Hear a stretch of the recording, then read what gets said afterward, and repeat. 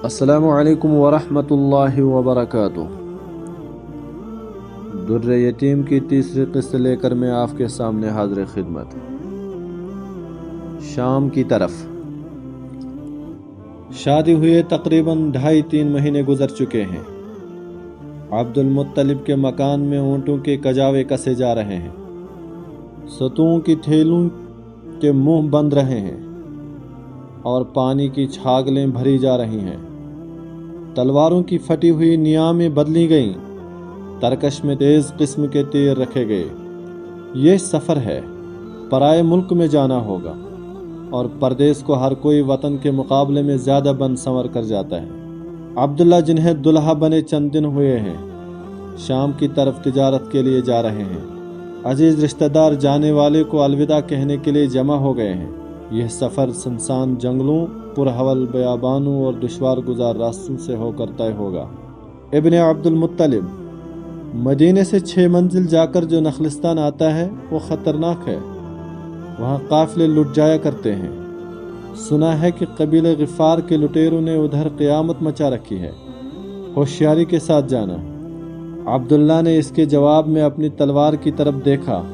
یہی تلوار کا دیکھنا کہنے والے کی بات کا جواب تھا کہ قزاقوں اور بٹماروں کا سامنا ہو گیا تو اس تلوار سے ترکی بہ ترکی جواب دیا جائے گا۔ ہاشمی گھرانے کے لوگ دلیری اور شجاعت میں اپنی نظیر نہیں رکھتے، خطرے ان کو ڈرا نہیں سکتے۔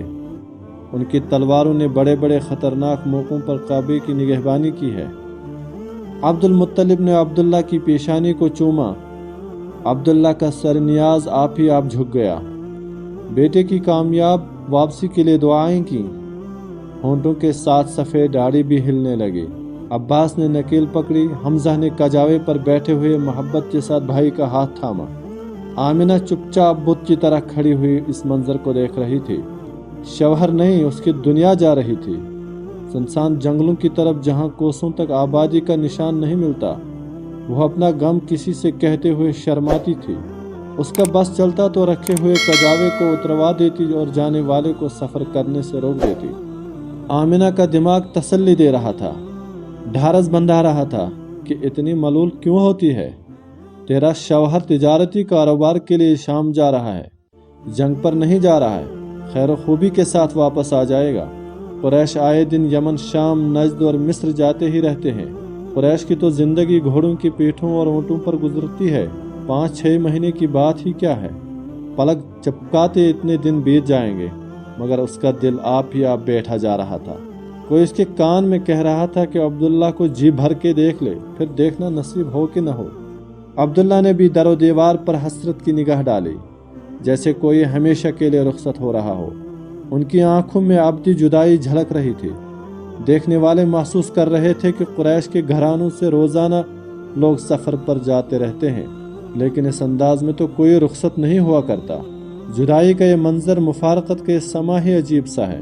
رب کعبہ عبداللہ کو عافیت کے ساتھ واپس لائے۔ جس طرح ہم آج اس کی پیٹھ دیکھ رہے ہیں، کل اس کا منہ بھی دیکھیں۔ ام سعد، یہ عامر کا چہیتا فرزند عبداللہ تجارت کے اونٹ لے کر سفر پر جا رہا ہے۔ اس کے باپ کا نام عبد المطلب ہے، سید القریش، مقدس کعبہ کے دربان، اور تم بات کاٹ کر انجان کہیں کی، تجھے تو بس گڑیوں کے ساتھ کھیلنا اور گیت گانا آتا ہے۔ ارے نادان، عبد المطلب کا اصلی نام عامر ہے اور ان کا لقب شیبہ ہے، سمجھی؟ شکریہ، مہربانی۔ لات و حبل کی سب برکتیں تیرے حصے میں آئیں۔ نام ہو اور عکاظ و ذوالمجنہ کے بازار اس کے قصیدوں سے گونج اٹھتے۔ زبان نے نہیں، دل نے کہہ دیا۔ ہاں تو میں یہ کہہ رہی تھی کہ شادی ہونے سے پہلے عبداللہ کی پیشانی میں جو نور نظر آتا تھا، اب وہ دکھائی نہیں دیتا۔ پیشانی میں بس اس تجلی کی جھلکیاں سی رہ گئی ہیں، جیسے سورج چھپنے کے بعد قبیض کی چوٹیوں پر کرنوں کی مزمحل سی دھاریاں چھوڑ جاتا ہے۔ تمہاری بات کو میری ہی نگاہیں تصدیق کر رہی ہیں، مجھے بھی اپنا ہم خیال اور ہم نگاہ سمجھو، تیسری نے کہا۔ عبداللہ کے کام میں بھی ان باتوں کی بھنک پڑی، مگر مبہم، کچھ سنا نہ سنا۔ اونٹوں کی گھنٹیوں کی آواز تیز ہوتی جا رہی تھی۔ آمنہ کوٹھے پر چڑھ گئی۔ اس وقت تک عبداللہ کے اونٹوں کی قطاریں دیکھتی رہی۔ جب تک کھجوروں کے جھنڈ میں ایک قافلہ چھپ نہ گیا۔ مکے کی پہاڑیوں نے اس دھندل کے پر اور حجاب ڈال دیے۔ وہ چھت سے اتری، مغموم افسردہ جدائی کا غم لیے ہوئے غمناک پلکوں کو کرتے کے دامن سے پوچھا۔ لرزتے ہوئے ہاتھوں سے عبداللہ جا چکے تھے۔ ان کی نگاہوں کے نقش آمنہ کو در و دیوار پر ضرور نظر آ رہے تھے، جھلکیاں، پرچھائیاں، لکیریں، یاد ماضی کے کچھ ادھورے خاکے۔